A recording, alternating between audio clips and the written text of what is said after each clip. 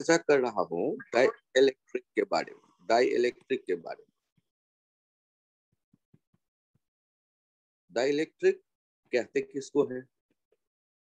Any bad conducting material और insulator is a dielectric.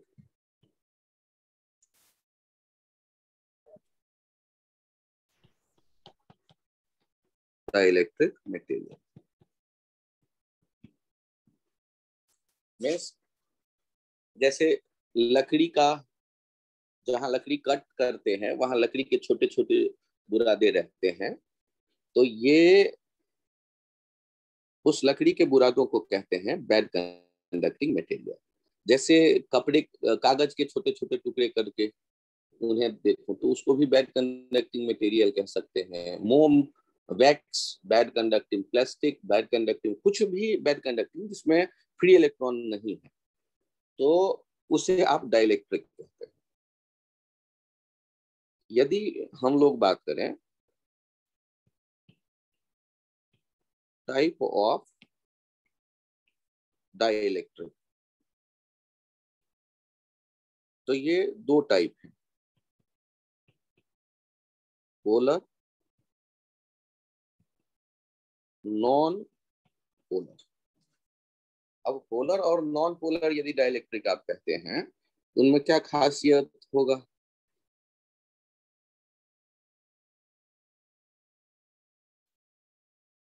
Polar dielectric होगा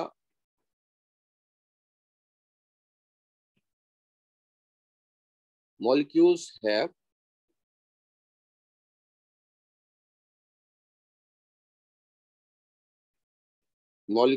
have dipole moment, electric dipole moment।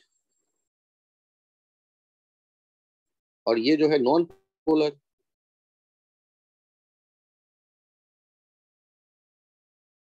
molecules have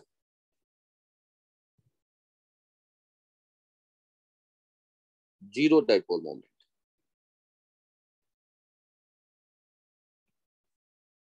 तो आपने जैसे बात की, देखो मुझे नहीं पता ये बैड कंडक्टर है या गुड कंडक्टर है।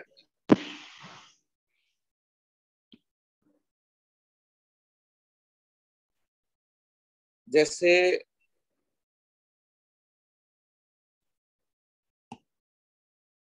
मॉलिक्यूलर स्ट्रक्चर यदि मैं याद करूं,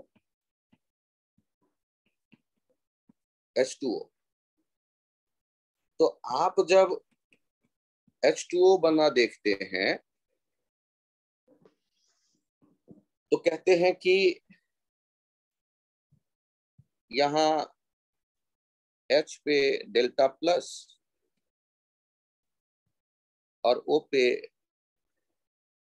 डेल्टा माइनस माइनस मौजूद है, तो यहाँ डाइपोल आपको दिखने लगेगा। कैसे? एक ये और एक ये, तो नेट यहाँ देखेंगे डाइपोल मोमेंट। तो हर एक मॉलिक्यूल के पास क्या है? डाइपोल मोमेंट है। तो डाइपोल मोमेंट मॉलिक्यूल के पास होने को यहाँ मैंने एक्सप्लेन किया है।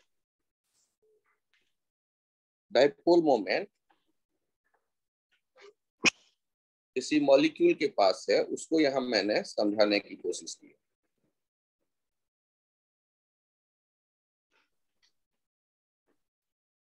नोट कर ले यहाँ तक।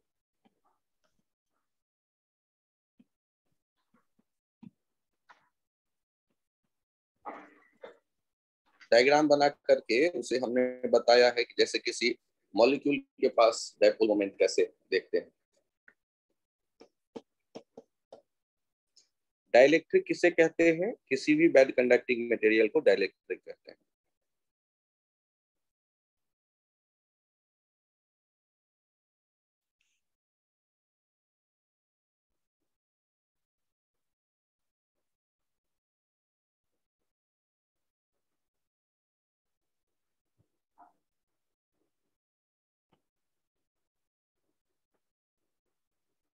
खाना ले लिया ये तो लगता है इसका।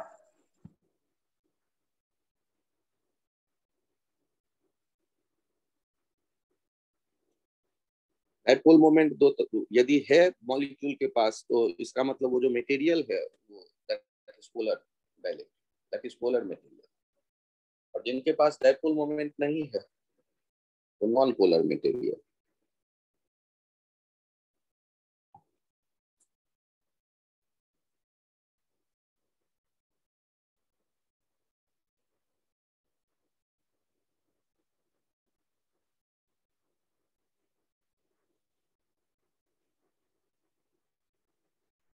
जैसे वैक्स हुआ, मोमबत्ती जिससे बना है, तो वो बैड कंडक्टिंग मटेरियल है। प्लास्टिक बैड कंडक्टिंग मटेरियल है।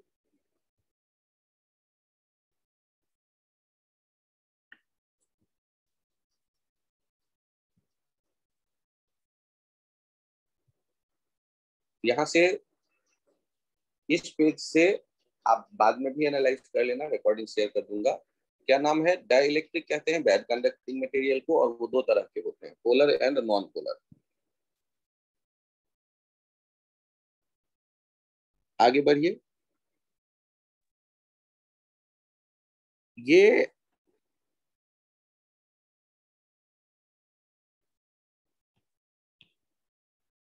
पोलर डाइलेक्ट्रिक यदि है तो चेक करो, यदि एक मटेरियल होगा तो ऐसे उसमें बहुत से डायपोल दिखेंगे।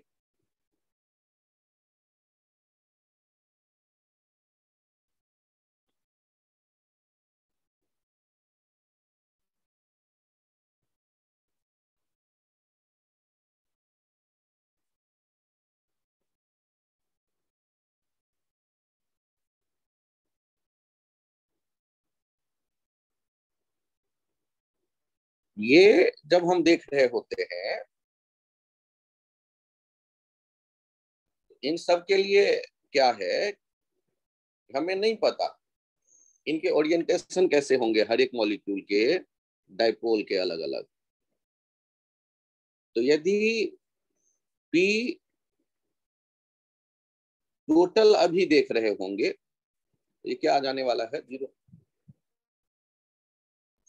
लेकिन यदि कोई इलेक्ट्रिक फील्ड आ जाए, यदि कोई इलेक्ट्रिक फील्ड आ जाएगा,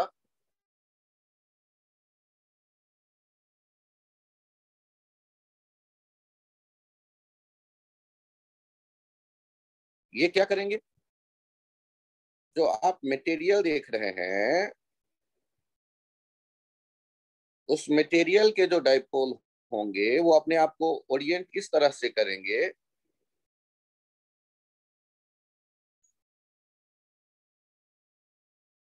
ये इस तरह से ओरिएंट करेंगे जो इलेक्ट्रिक फील्ड के वो पैरेलल हो जाए।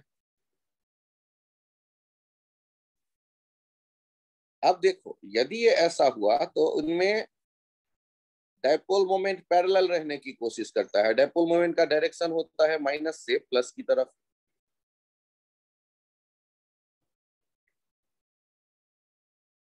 तो ऐसा होने पर क्या होगा कि बीच में तो प्लस माइनस अगल बगल होने से उनका इफेक्ट कैंसिल आउट हो जा रहा है। मान लो आपको जहां माइनस और यहाँ प्लस दिख रहा है, वो आपस में कैंसिल आउट करते हैं एक दूसरे के इफेक्ट को। एक जगह आपको दिखने लगा लेफ्ट वाले सरफेस पे माइनस माइनस और राइट वाले सरफेस पे प्लस प्लस ब्लॉक के।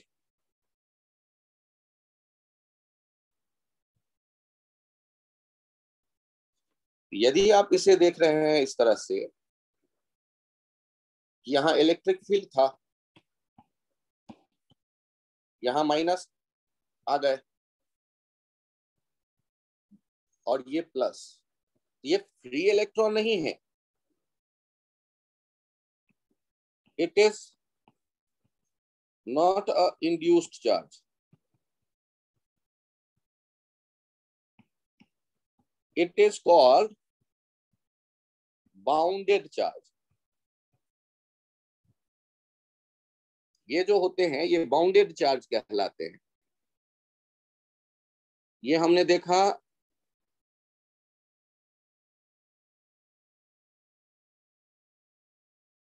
ये डाइइलेक्ट्रिक जो कोई भी होगा उनमें ऐसा हमें दिखने लगता है।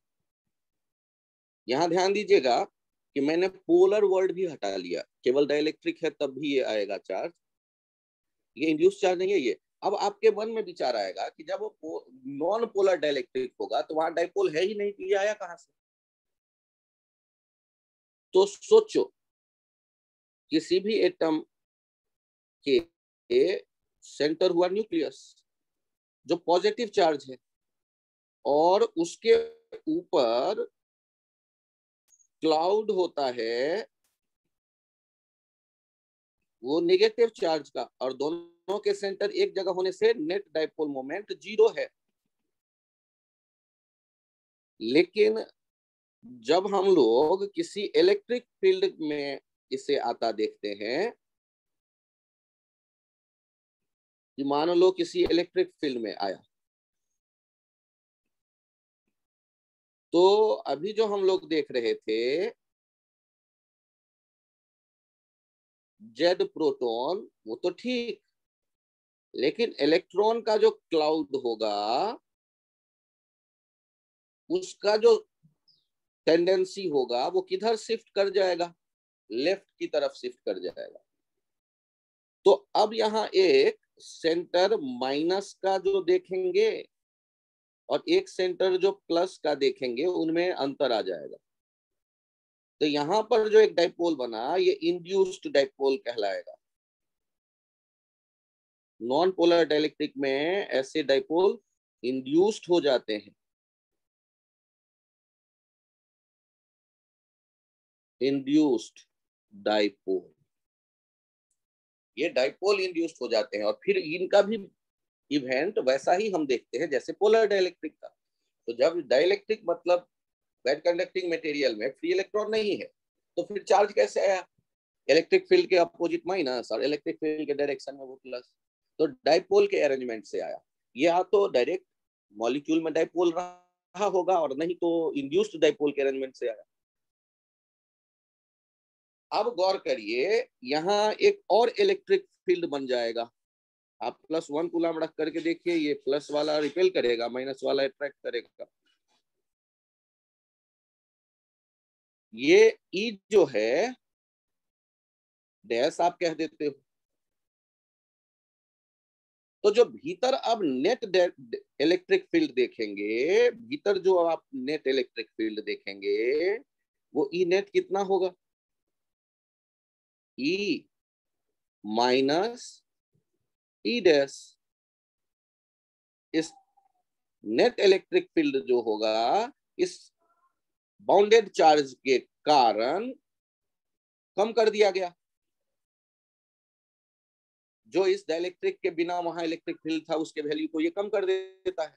तो नेट इलेक्ट्रिक फील्ड का जो वैल्यू आता है ये ई से कुछ कम होगा, तो ई बाई के उसे कहते हैं, where k is called property of material of the dielectric, where k is property of material of the dielectric and it is called dielectric constant, where k is called dielectric constant. It is property of material of the dielectric.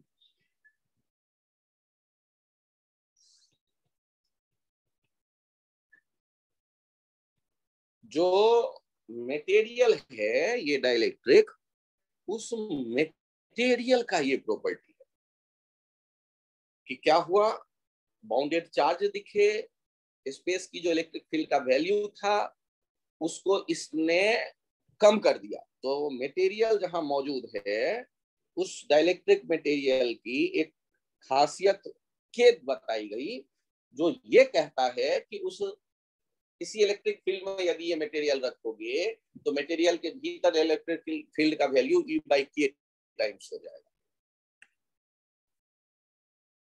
किसी field में यदि material रखोगे तो material के भीतर जो value होगा वो E by K टाइम्स हो जाएगा।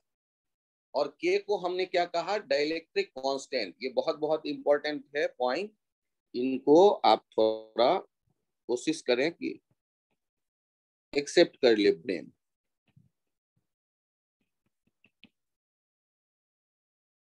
सर हमें अभी ये नहीं पता चला कि प्लस आगे क्यों जाएगा, ये कोई फ्री इलेक्ट्रॉन थोड़े ना है।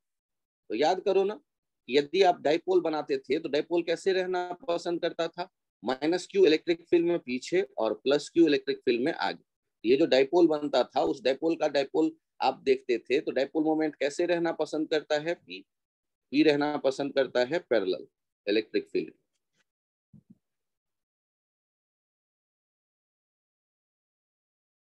तो इस चक्कर में पॉजिटिव वाला राइट सिरे पे दिखा और नेगेटिव वाला बाउंडेड चार्ज लेफ्ट सिरे पे दिखा। बीच में जो चार्जेस थे सर उनका क्या हुआ, अरे प्लस माइनस जस्ट अगल बगल है, उनका इफेक्ट कैंसिल होता चला गया। ऐसे सोच लो, ये सरफेस दिखने लगा चार्ज, ये सरफेस दिखने लगे लेफ्ट एंड माइनस और राइट एंड प्लस वाला।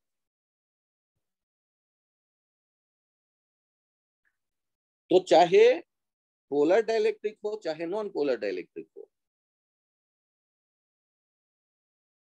दोनों की खासियत ये है कि इलेक्ट्रिक फील्ड में यदि मटेरियल को रखा आपने तो इलेक्ट्रिक फील्ड के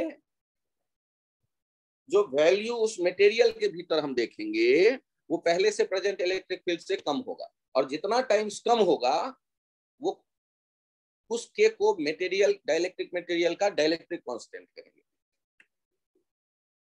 अच्छा सोचो, यदि कोई मटेरियल होता ही नहीं, वैक्यूम होता, यदि वैक्यूम होता, याद करिए याद करिए, यदि वैक्यूम होता कि वैक्यूम के लिए हो जाता 1, क्योंकि इलेक्ट्रिक फील्ड बदलता है नहीं, इनेट ही रहता। और दूसरी बात, यदि मेटल होता मटेरियल, यहाँ सर उसे आप डाइलेक्ट्रिक कैसे कहोगे, ठीक है बैड कंडक्टिंग नहीं है, लेकिन उसके लिए के का वैल्यू क्या हो जाएगा, इनफाइनाइट, क्योंकि something upon infinite will be zero. यदि मेटल होता तो वहां बाउंडेड चार्ज नहीं, फ्री इलेक्ट्रॉन ऐसे डिपॉजिट होते, तब तक डिपॉजिट होते रहते जब तक मटेरियल के भीतर, मेटल के भीतर इलेक्ट्रिक फील्ड का नेट वैल्यू जीरो ना हो जाए। तो यहां से आपको एक पॉइंट और क्या पता चल गया कि के का वैल्यू 1 से शुरू होके इनफाइनाइट तक होता है। ये रिजल्ट आप ध्यान रखते हैं, अलग अलग मटेरियल के लिए के अलग अलग।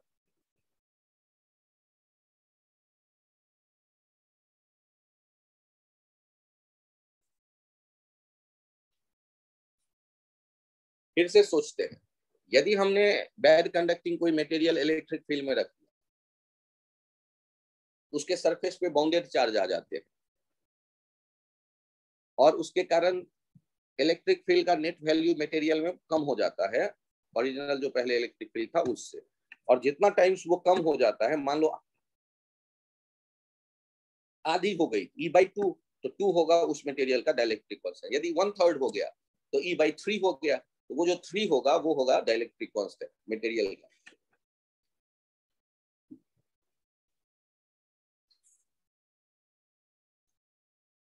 जिन लोगों को यहां तक समझ में आया है वो हैंड राइज करें प्लीज।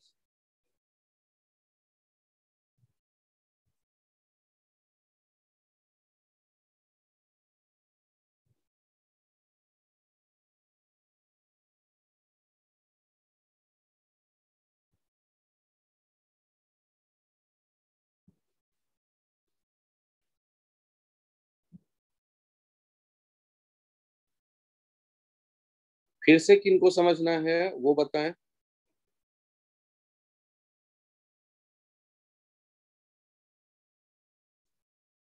यदि फिर से समझने का मन कर रहा हो बोलें।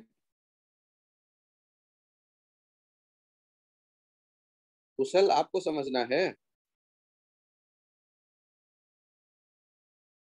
जिनको समझना है वो हैंड राइज ना करें, बोलें कि मुझे समझना है।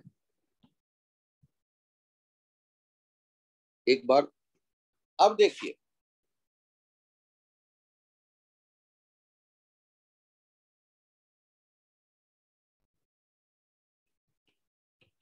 Effect of dielectric on capacitance. ध्यान से देखिए, पैरेलल प्लेट कैपेसिटर है और पैरेलल प्लेट कैपेसिटर है तो एक पे आपने प्लस क्यू चार्ज देखा, एक पे minus Q.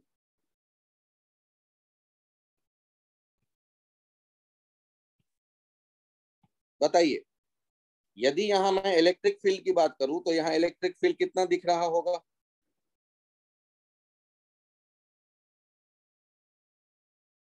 Sigma by 2 epsilon not plus sigma by 2 epsilon not, superposition से ये हो गया सिग्मा बाई एप्सिलॉन नॉट या Q by A epsilon not. अब क्या किया हमने, यहां एक डाइलेक्ट्रिक मटेरियल फिलअप कर दिया।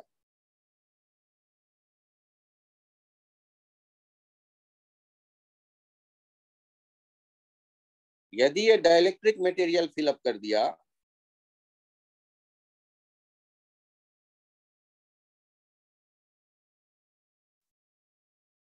तो गौर करिए, इंड्यूस्ड चार्ज आ गया होगा।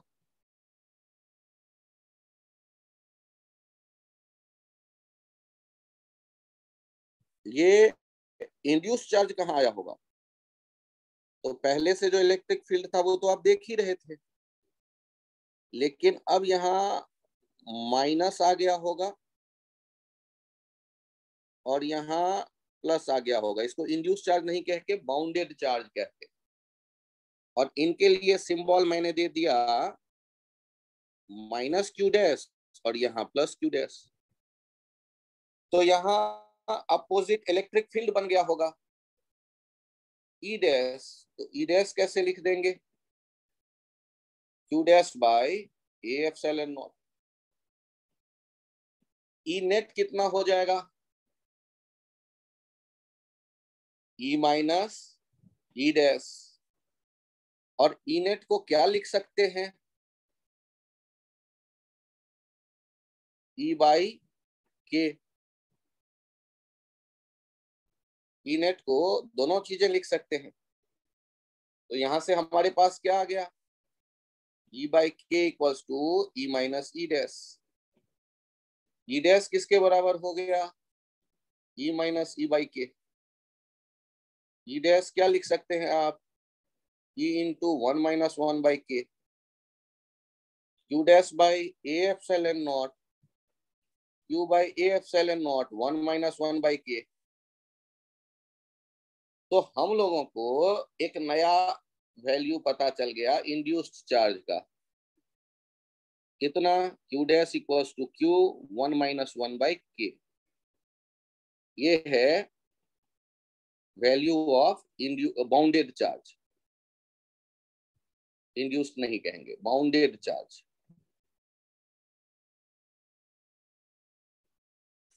या यहां ये लिख सकते हैं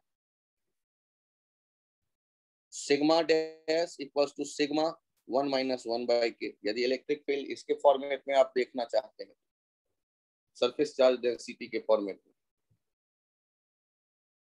इसे दोनों तरफ डिवाइड करिएगा तो आ जाएगा। लेकिन अभी तक तो हमने कैपेसिटेंस को एनालाइज ही नहीं किया। ध्यान से देखिए, हमने अब जो नया वाला वी डैश देखने की कोशिश की, वी डैश ये कितना होना चाहिए? ये जो नेट अब दिख रहा है इनटू डी। जो यहां से यहां का डिस्टेंस होगा, दोनों प्लेट के बीच का डिस्टेंस, ई नेट कितना आएगा, तो वो देखा मैंने E/K इंटू डी। E/K कितना हो गया, Q/A∈0, ये तो हो गया E, D/K। अभी हमने Q इक्वल्स टू क्या देखा, K∈0 A/D into V dash, ये C डैश V डैश होगा। Q तो यही है ना, कैपेसिटर के सरफेस का चार्ज तो बदला नहीं। तो V डैश यदि कहते आपको अच्छा नहीं लग रहा है तो V न्यू कह लो।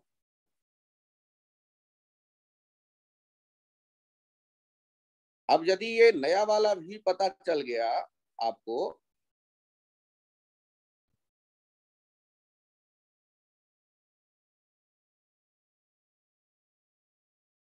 कंपेयर कर लिया, तो C न्यू कितना आ गया, K∈0 A/D।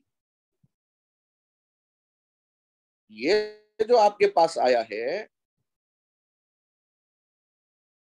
इससे हमें ये पता चल गया कि यदि हम डाइलेक्ट्रिक फिलअप कर देंगे तो कैपेसिटेंस जो है वो K टाइम्स बढ़ जाएगा। पूरा फिलअप कर देंगे तो कैपेसिटेंस जो है वो K टाइम्स बढ़ जाएगा। और वो जो सर बाउंडेड चार्ज हमें चाहिए तो वो होगा Q dash Q into 1-1/K।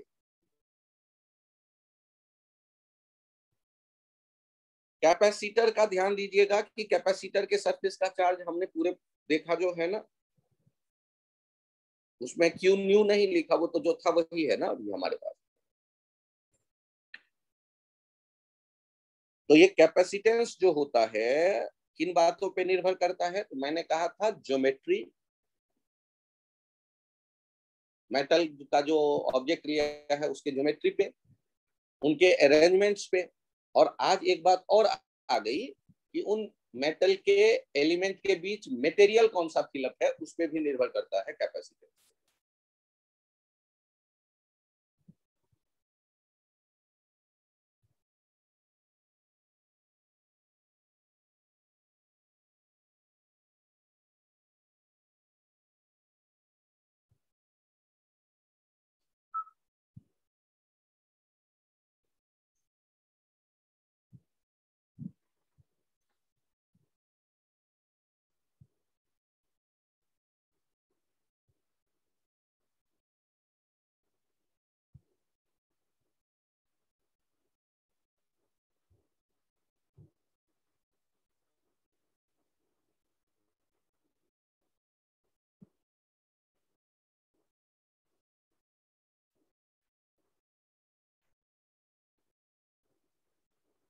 यदि कोई स्टेप आपको पूछना हो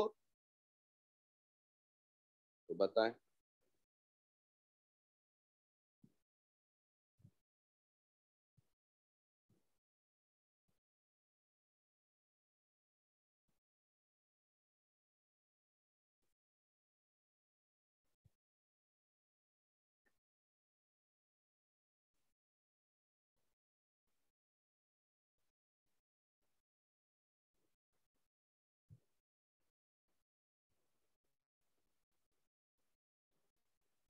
जिन लोगों के समझ में आ गया हैंड राइज कर दें।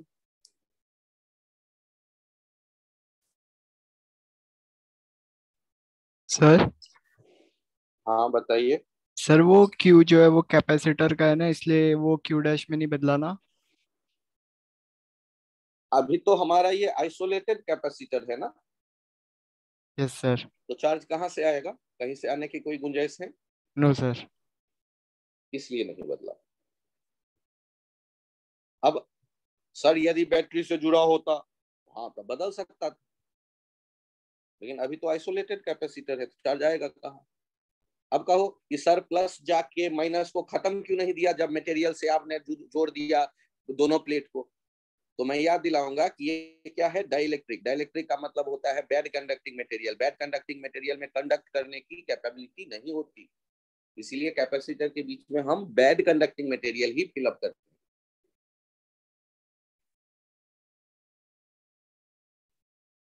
बहुत बढ़िया।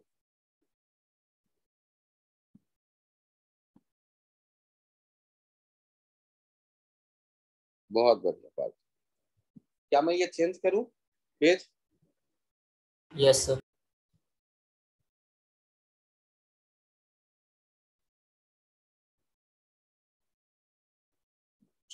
यहां देखिए, कैपेसिटर के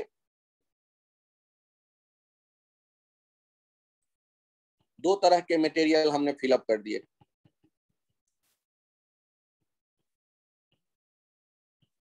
एक में के और एक में K1 और एक में K2। और मुझसे ये बताना है इफेक्टिव कैपेसिटेंस कितना होगा। डिस्टेंस D है और पूरे प्लेट का एरिया A है, तो आधे आधे में भरा हुआ है A/2 A/2। इस एग्जांपल में हमसे कहा गया फाइंड इफेक्टिव कैपेसिटेंस।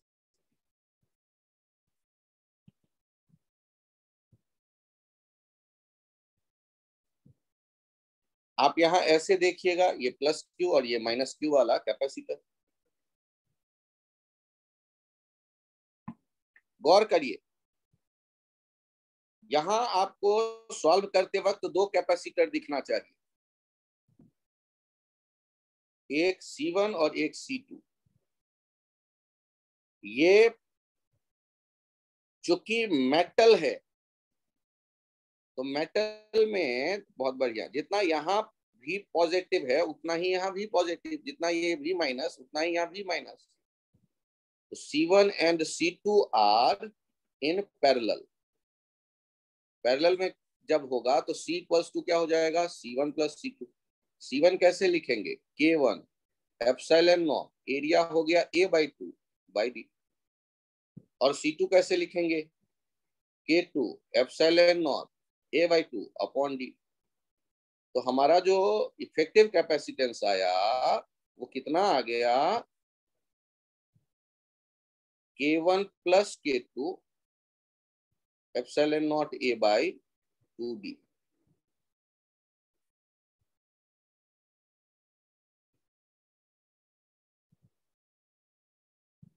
बहुत बढ़िया।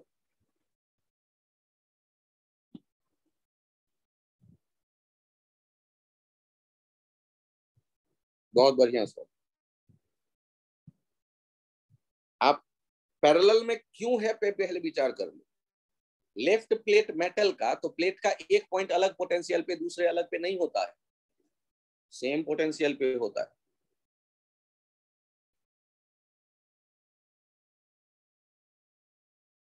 उसके लिए चार्ज को इधर उधर जाना होगा, रिडिस्ट्रीब्यूट होना होगा, होलेगा। क्योंकि चार्ज बराबर हो ये जरूरी नहीं होता, पोटेंशियल बराबर होगा मेटल का ये जरूरी होता है। तो लेफ्ट और राइट साइड के प्लेटों का जो पोटेंशियल डिफरेंस होगा, चाहे K1 वाले मटेरियल के पास देखें दोनों प्लेट का डिफरेंस, या K2 वाले मटेरियल के पास, एक जैसा, वो पैरेलल में कहलाएंगे। तो इससे आपको शायद ये भी पसंद आ जाए कि सर यदि यहाँ पर ऐसे तीन बराबर टुकड़े आप कर देते तो क्या होता, K1 K2 K3, ये D symmetrical A/3 A/3 A/3। तो सॉल्व करते वक्त C क्या लिख देते, सर 3 पैरेलल कैपेसिटर। हाँ, C1 plus C2 plus C3, K1 epsilon not A/3 by D plus K2 epsilon not A/3 by D plus K3 epsilon not A/3 by D. बस इतने से काम चल रहा है। सर मैं चार बराबर पार्ट में बांटूंगा, ऐसे ही प्लस C4 आ जाएगा।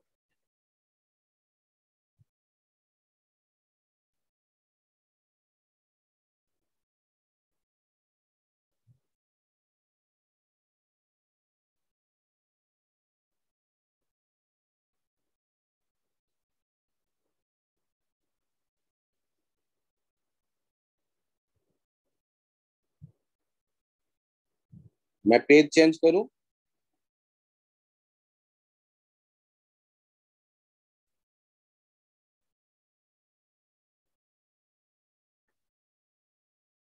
Yes, sir.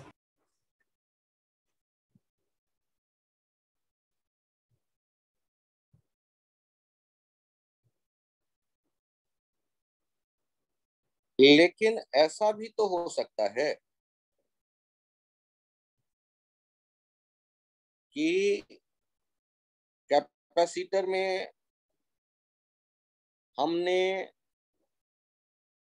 ऐसे दो टुकड़े कर दिए हों,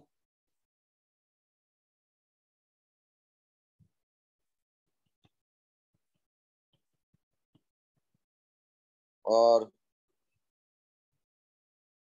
दो अलग अलग तरह का मटेरियल ऐसे भर दिया हो। तो यदि ये T1 है और ये T2 है, थिकनेस, T थिकनेस, तो ध्यान से देखिए,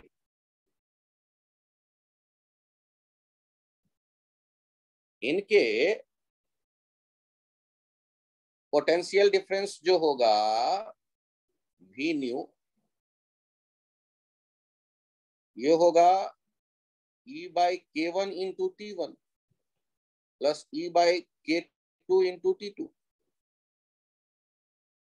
T1/K1 plus T2/K2 into E Q/A epsilon naught. Q equals to epsilon naught A T1/K1 plus T2/K2 into V new, C new into V new. तो यहां से C न्यू कंपेरिजन से कितना निकल आया? Epsilon naught A T1/K1 plus T2/K2।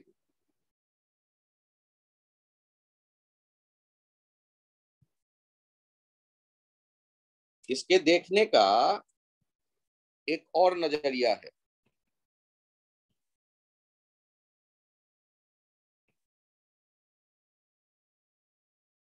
आप यहाँ दो कैपेसिटर तो देख रहे हैं और वो सीरीज में देखेंगे। सीरीज में इसलिए कि चार्ज का जो वो है वो डिस्ट्रीब्यूशन ऐसे, यदि कई प्लेट्स होते तो plus Q minus Q plus Q minus Q plus Q minus Q, imagine करिए वैसा होता। डेरिवेशन तो बेस्ट ये है जो सामने आया। अब याद रखने के लिए यहाँ 1/C हो जाता 1/C1 प्लस 1/C2, 1/C हो जाएगा 1/C1। C1 कितना? K1 epsilon not A/T1 plus 1/K2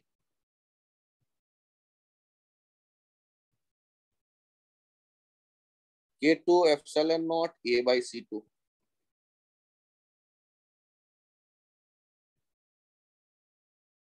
A/T2। यहां से देखिए 1/C हो जाता T1/K1 upon epsilon naught A plus T2/K2 upon epsilon naught A।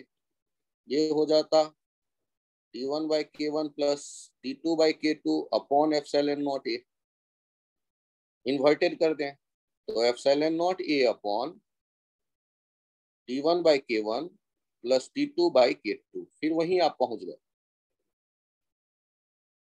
तो ये एक यूजफुल फॉर्मूला है, इनको 3 स्टार दे के याद रखें तो बेहतर है, या 5 स्टार करें। बहुत से क्वेश्चन में ये डायरेक्ट आपको हेल्प कर देगा कैपेसिटेंस बताने में।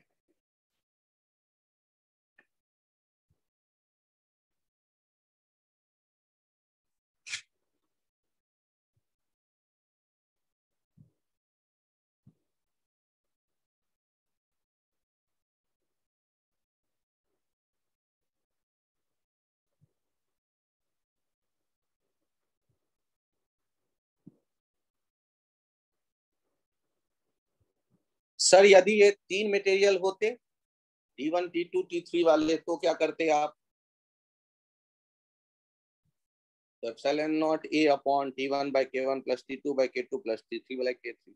सर 4 मटेरियल होते, epsilon not A upon T1 by K1 plus T2 by K2 plus T3 by K3 plus T4 by K4।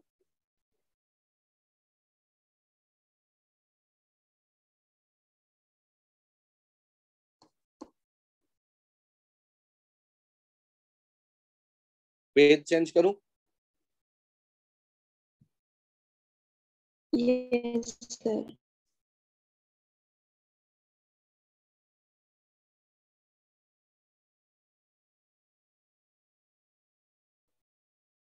यहां देखिए, कैपेसिटर के केवल एक पार्ट में यहां टी थिकनेस का डाइलेक्ट्रिक है और टोटल ये के वाला। अब इसका सी हमें बताने को कहा गया, कैसे लिखेंगे ध्यान दीजिए। यहां पर एयर है ना, तो के एयर जो होता है वो लगभग के वैक्यूम के जैसा है, मतलब 1। तो आप यहां से ये सोचिए कि यहां से यहां का लेंथ कितना होगा, डी माइनस टी, यदि यहां से यहां टी कहा गया तो आप सॉल्व करते वक्त जो लिखेंगे वो सॉल्व करते वक्त क्या लिखने वाले हैं, C epsilon not A upon T by K plus D minus T by 1। Sir 1 क्यों लिखूं, अरे यार आदत में रखो ना यार, आसान रहेगा। नहीं सर मैं डिवीजन 1 नहीं रखूंगा, वो के मत रखो, तब भी ठीक है। सर यदि मैंने प्लेसमेंट थोड़ा सा चेंज कर दिया होगा तो प्लेसमेंट चेंज कर दिया होगा तो भी कोई फर्क नहीं पड़ने वाला, तो भी कोई फर्क नहीं पड़ने वाला। आपने के केवल यहां रखा है, इधर एयर है और इधर एयर है, तब भी यही आएगा, तब भी इसके लिए भी जो सी होगा वो यही होगा। प्लेसमेंट कहाँ है उससे कोई मतलब नहीं, टी थिकनेस है ना के, तो वो epsilon not A T by के। सर मुझे वही फॉर्मूला नहीं याद रहेगा जो सी वाला आप लिख रहे हो। हाँ ऐसा होता है, तो आपको जो याद है वो लिखो ना, K epsilon not A by D, तो epsilon not A by D by K तो कम से कम याद कर लो और उसी को फिर अरेंज कर लो, epsilon not A upon T1 by K1 plus T2 by K2 plus T3 by K3, और ऐसे लिखते चले जाओ तो तुम्हें वो याद रहेगा हमेशा के लिए। याद रखने के लिए, याद रखने के लिए आप कहां से काम शुरू करोगे, K epsilon not A by D, epsilon not A upon D by K, epsilon not A upon T1 by K1 plus T2 by K2 plus T3 by K3, जितने हैं लिख दो। तो आपको वो फॉर्मूला अलग से याद रखने की आवश्यकता नहीं, आप ऐसे देख लें के एप्सिलॉन नॉट ए। सर मुझे तो के epsilon not A by D भी नहीं याद है, तो सोचो ना डाइलेक्ट्रिक हम यूज क्यों करेंगे, कैपेसिटेंस बढ़ जाता होगा तभी यूज करते होंगे। Epsilon not A by D normal था, मटेरियल फिलअप कर देंगे तो के टाइम्स हो गया के epsilon not A by D. कोशिश करेंगे ये याद रह जाएगा।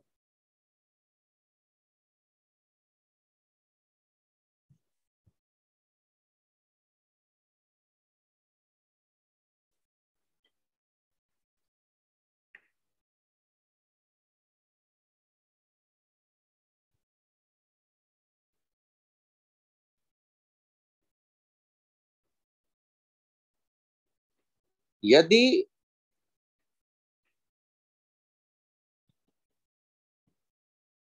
आपके सामने 4 बराबर टुकड़े करके K1 K2 K3 K4 fill up कर दिया जाए और कहा जाए सी बताओ क्या होगा,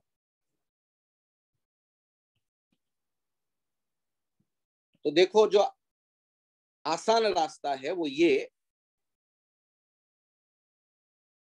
कि सॉल्व करते वक्त आप यहां पर एक कैपेसिटर देखें, ये इसका नाम होगा C12।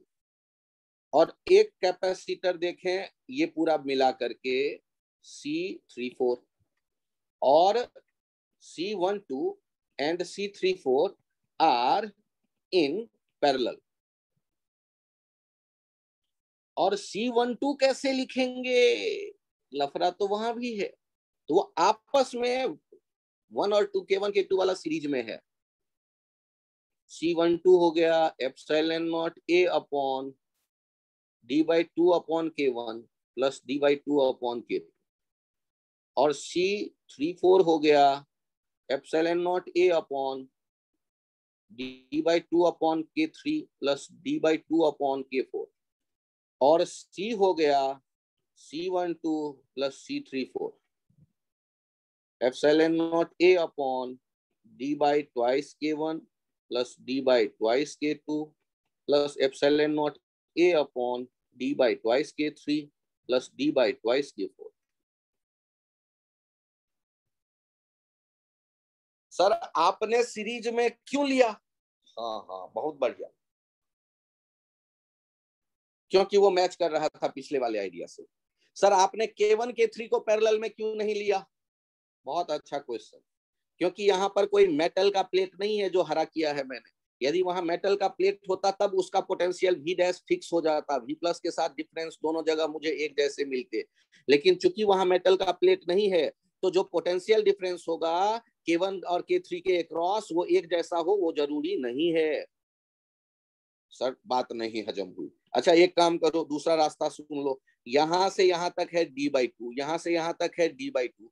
मुझे बताओ इलेक्ट्रिक फील्ड तो होगा E/K1 upon E/K1 into D/2। ये हो गया ऊपर वाले कैपेसिटर जो K1 मटेरियल है उसके अक्रॉस पोटेंशियल डिफरेंस, और नीचे वाले के अक्रॉस होगा E/K3 इंटू D/2। तो दोनों का पोटेंशियल डिफरेंस अलग है, तो वो K1 K3 को आप पैरेलल में नहीं ले सकते पहले।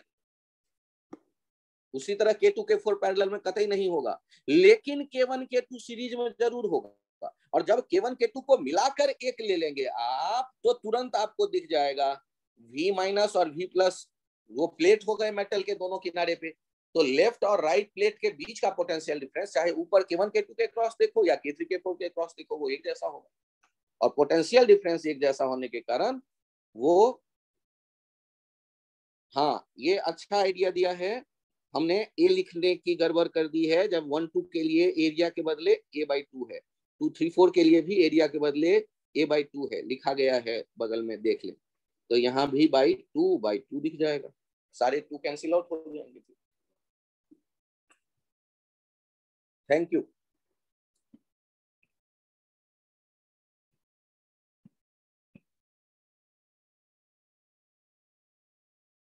बहुत बढ़िया सोम। तो ये K1 K3 पैरेलल में नहीं होगा, पहले ये दिमाग में आए। K2 K4 पैरेलल में नहीं होगा, क्योंकि बीच में कोई प्लेट यदि होता ना तो ऐसा होता, लेकिन यहाँ है नहीं। K1 के क्रॉस पोटेंशियल डिफरेंस आपको लिखना होगा, तो E/K1 इंटू D/2। K3 के क्रॉस E/K3 इंटू D/2 वो बराबर नहीं है, पोटेंशियल डिफरेंस सेम नहीं है, तो पैरेलल नहीं होंगे। लेकिन C12 और C34 पैरेलल होंगे, क्योंकि यहाँ पर यदि ये V प्लस है तो नीचे भी V प्लस है, ये V माइनस है तो ये V माइनस है। तो जो भी पोटेंशियल ड्रॉप हो, क्योंकि वो मेटल है, एक जैसा पोटेंशियल होगा ऊपर से नीचे तक प्लेट का।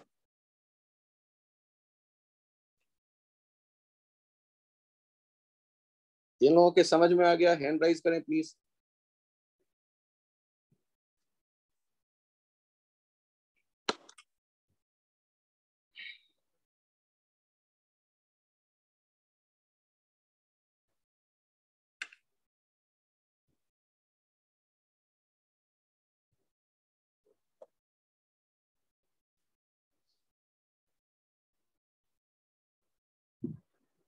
देव्यांश आपको कोई पॉइंट यदि मैं समझा सकूं तो बताएं। सर आगे बहुत बढ़िया, बहुत बढ़िया।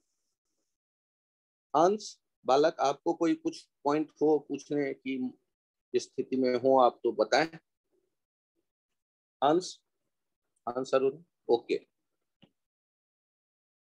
तो हम लोगों ने कुछ थोड़ा बहुत इनको देखा यहां ये ध्यान रखिएगा, ये कैपेसिटर्स है सी, कैपेसिटेंस वाला, और ये जुड़ा हुआ है एक बैटरी से। तो इस पे यदि मुझे प्लस क्यू माइनस क्यू दिख रहा होगा तो हम जानते हैं कि क्यू बराबर क्या लिखते हैं, सीवी। अब आपने तैयारी करके रखा हुआ है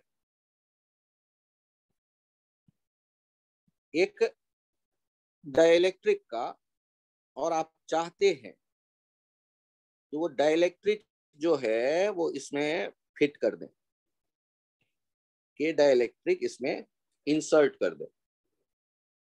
तो मैं नया डायग्राम बनाता हूं। मुझे ये बताइए कि जब आपने इसमें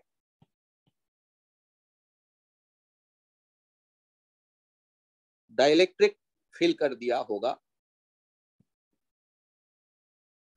तो डाइलेक्ट्रिक फिल करने के बाद सबसे पहले क्या बदल गया? तो सबसे पहले ध्यान दीजिएगा, कैपेसिटेंस हो गया के टाइम्स सी।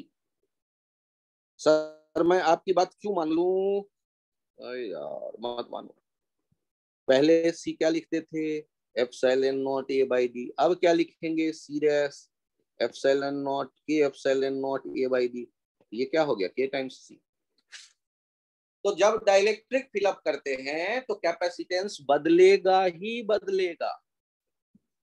एक काम तो ये सीख लिया आपने, और फिर क्या सीखा कि पोटेंशियल बैटरी तो वही है। तो जो जो क्यू डैश आएगा वो सी डैश इंटू वी तो नहीं बदला, C dash into V. Sir क्यों नहीं भी बदला? अरे यार बैटरी से जुड़ा ही हुआ है ना। तो जो बैटरी से कनेक्टेड है दो प्लेट, उनका पोटेंशियल डिफरेंस उतना ही बना रहे जितना बैटरी के प्लेट के बीच का है, पॉजिटिव नेगेटिव टर्मिनल के बीच का है। उसके लिए चार्ज को यदि कैपेसिटर को देना पड़ेगा तो कैपेसिटर को दे देगा, या कैपेसिटर से वापस लेना पड़ेगा तो कैपेसिटर से वापस ले लेगा। इसलिए पोटेंशियल डिफरेंस यहां नहीं बदलेगा।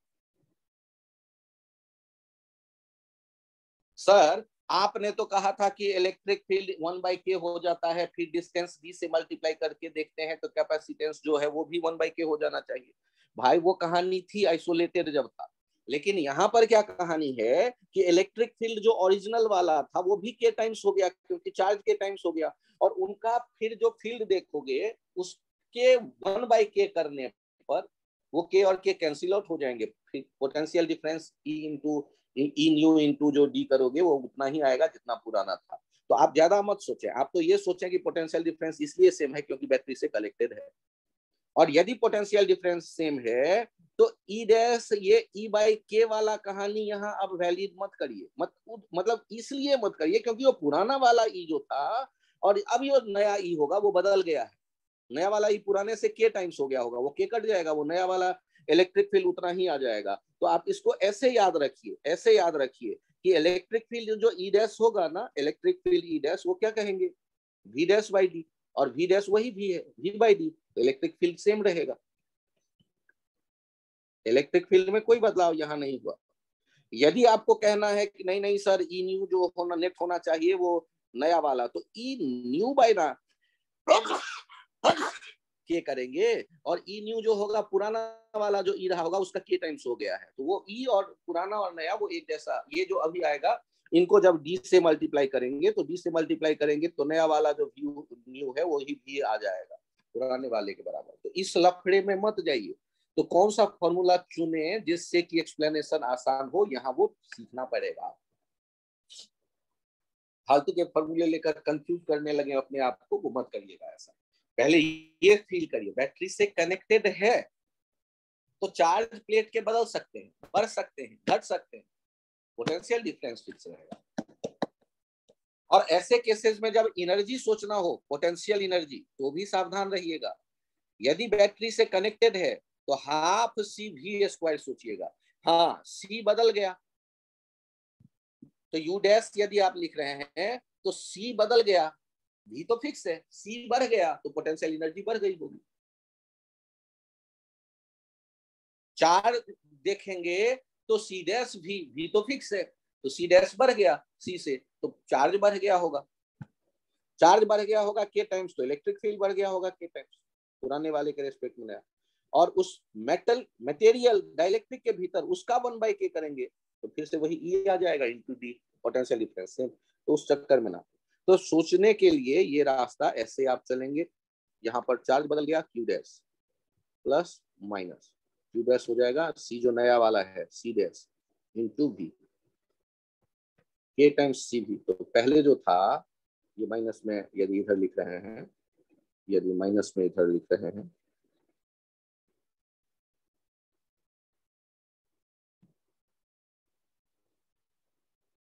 पहले वाले से ये के टाइम्स हो जाएगा।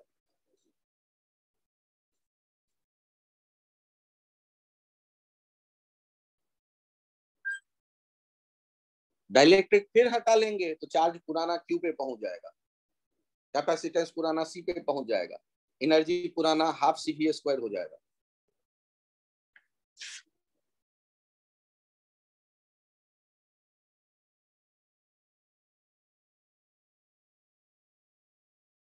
नोट कर लीजिए, और जिनको लगे कि थोड़ा समझ में आ गया ये पॉइंट तो हैंड राइज कर दे।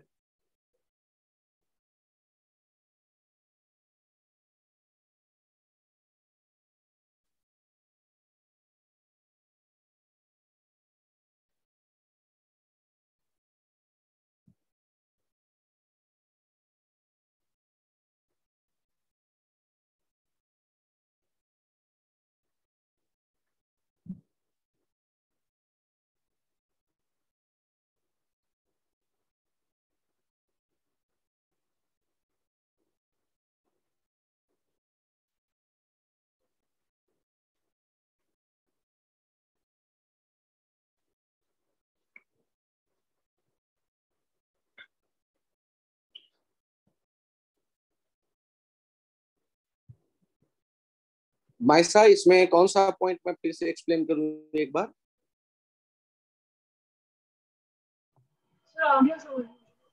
ओके,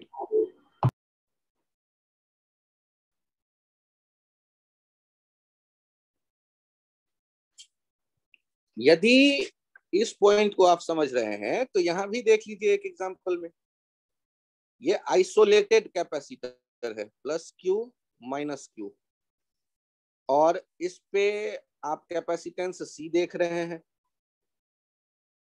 और यहाँ एक डाइलेक्ट्रिक है जो हम इंसर्ट करने जा रहे हैं।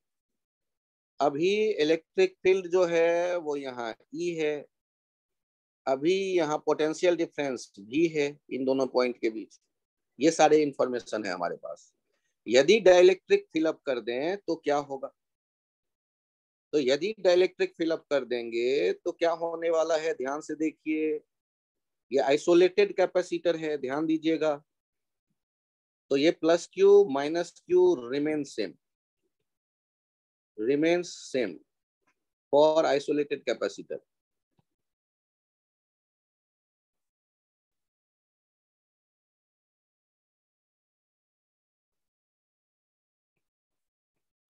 Do not connected with battery.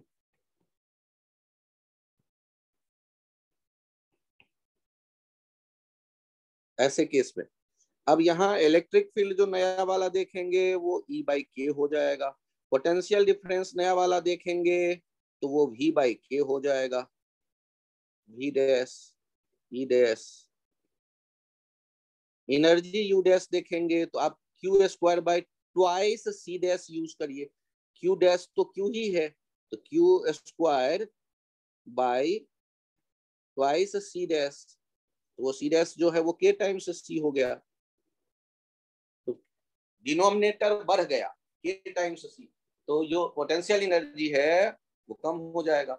Sir आप इससे क्यों नहीं यूज करने दे रहे हो मुझे हाफ सी वी स्क्वायर? अरे लफड़ा है यार, भी बदल रहा है सी भी बदल रहा है, तो इसको मत यूज करो, ये यूज करो, क्यू तो कम से कम फिक्स है। तो ये चीजें धीरे धीरे आप समझने लगेंगे कि कौन सा फॉर्मूला मैं यूज करूं तो इंटरप्रिटेशन मेरा सही रहेगा। और ये बहुत इंपॉर्टेंट पार्ट है, ये समझ में आया हमें।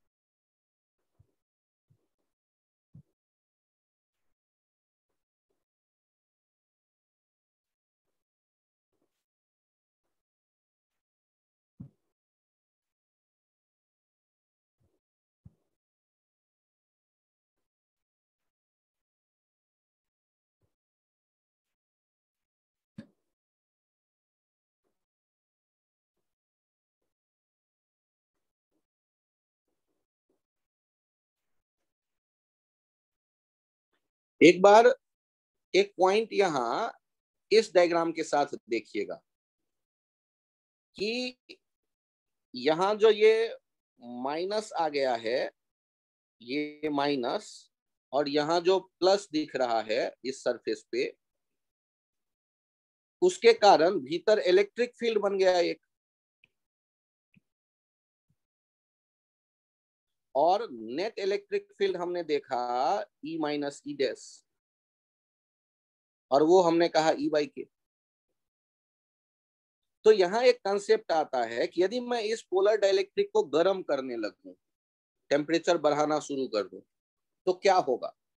क्या ये अलाइनमेंट मॉलिक्यूलों का ऐसा ही बना रहेगा डाइपोलों का, या वो थोड़ा सा बिखरेगा गर्म होने पे? सोच के बताओ। सर थोड़ा डिस्टर्ब हो जाएगा। तो यदि डिस्टर्ब हो जाएगा तो जितने मन से ये ओरिजिनल इलेक्ट्रिक फील्ड को अपोज कर रहा था इंड्यूस्ड इलेक्ट्रिक फील्ड, वो नहीं कर पाएगा। तो के का वैल्यू, तो नेट इलेक्ट्रिक फील्ड का वैल्यू बढ़ गया, तो के का वैल्यू कम हो जाएगा। तो आप यहाँ एक बहुत इंपॉर्टेंट आइडिया ध्यान रखते हैं कि केवल ये पोलर डाइलेक्ट्रिक में होगा। For polar dielectric, its dielectric constant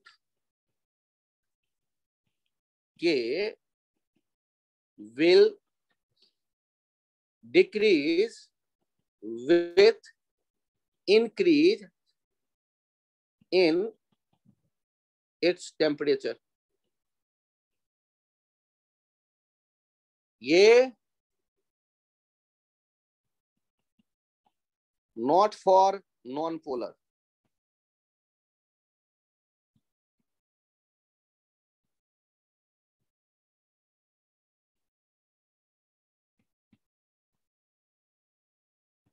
ये जो प्रॉपर्टी है पोलर नॉन पोलर के लिए नहीं है, केवल पोलर, क्योंकि नॉन पोलर में मॉलिक्यूल का तो वहां पर तो इंड्यूस्ड इलेक्ट्रिक फील्ड है, वो टेम्परेचर बदलने से उन पे कोई प्रभाव नहीं पड़ता, इंड्यूस्ड डाइपोल पे कोई प्रभाव नहीं पड़ता।